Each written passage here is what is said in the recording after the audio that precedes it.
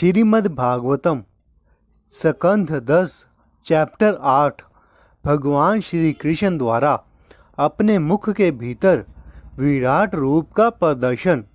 जय श्री कृष्ण। दोस्तों, पिछले अध्याय में आप लोगों ने जाना महाराज परीक्षित द्वारा भगवान श्री कृष्ण की बाल लीलाओं के विषय में सुनने की कथा का वर्णन हुआ है। इसमें श्री कृष्ण द्वारा शक्टासुर तथा त्रिनासुर का वध और अपने मुख के भीतर संपूर्ण विश्व दिखलाने का उल्लेख हुआ है। और अब अध्याय 8 भगवान श्री कृष्ण द्वारा अपने मुख के भीतर विराट रूप का प्रदर्शन।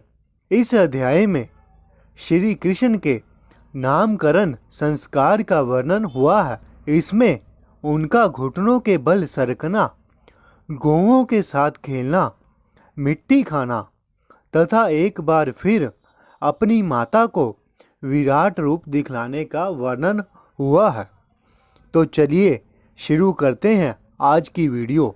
एक दिन वसुदेव ने यदुवंश के कुल पुरोहित गर्ग मुनि को बुलावा भेजा और जब गर्ग मुनि नंद महाराज के घर पहुँचे तो उन्होंने उनकी भली भांति आवभगत की और उनसे प्रार्थना की कि वह श्री कृष्ण तथा बलराम का नामकरण कर दें। गर्ग मुनि ने नंद महाराज को याद दिलाया कि कंस देवकी के पुत्र की ताक में है। अंत यदि यह नामकरण संस्कार धूमधाम से मनाया जाएगा तो कंस का ध्यान इधर जाएगा और उन्हें संदेह हो सकता है कि श्री कृष्ण देवकी के पुत्र हैं।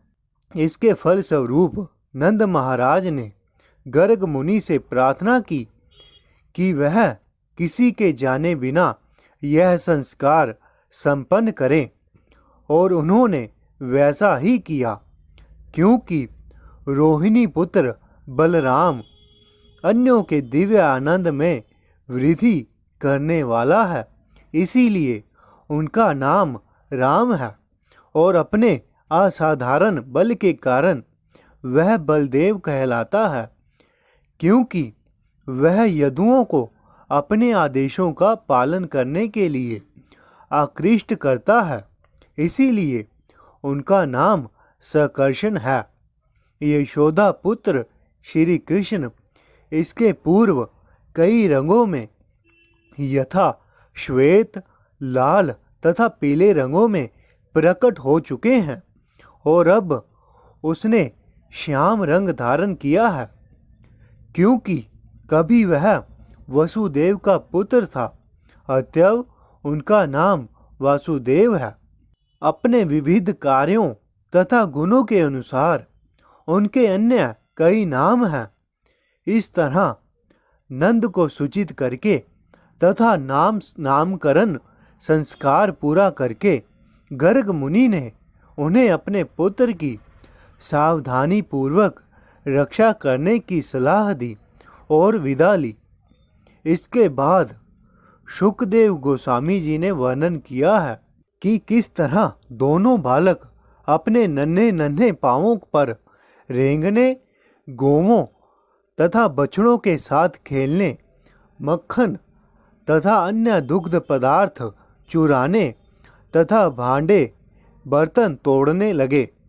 इस तरह उन्होंने श्री कृष्ण तथा बलराम के अनेक नटखटतापूर्ण कार्यकलापों का वर्णन किया है। इनमें सबसे अद्भुत लीला वह है जब श्री कृष्ण के साथियों ने माता यशोदा से यह शिकायत की कि श्री कृष्ण मिट्टी खा रहा है। माता यशोदा इसके प्रमाण के लिए श्री कृष्ण का मुंह खोलना चाहती थी, जिससे वह उन्हें दंड दे सकें। कभी वह दंड देने वाली माता का रूप धारण कर लेती थी, मात्र प्रेम से विह्वल हो उठती थी। इन सब का वर्णन करने के बाद शुकदेव गोस्वामी जी ने महाराज परीक्षित के अनुरोध पर माता यशोदा तथा नंद के भाग्य की सराहना की। पूर्व जन्म में नंद तथा यशोदा क्रमश द्रोण तथा धरा थे और ब्रह्मा के आदेश से वह पृथ्वी लोक पर आए थे और उन्हें पुत्र रूप में भगवान प्राप्त हुए। इस प्रकार श्रीमद् भागवतम के 10वें स्कंध के 8वें अध्याय भगवान श्री कृष्ण द्वारा अपने मुख के भीतर विराट रूप का प्रदर्शन नामक अध्याय का भक्ति वेदांत तात्पर्य संपूर्ण हुआ। जय श्री कृष्ण।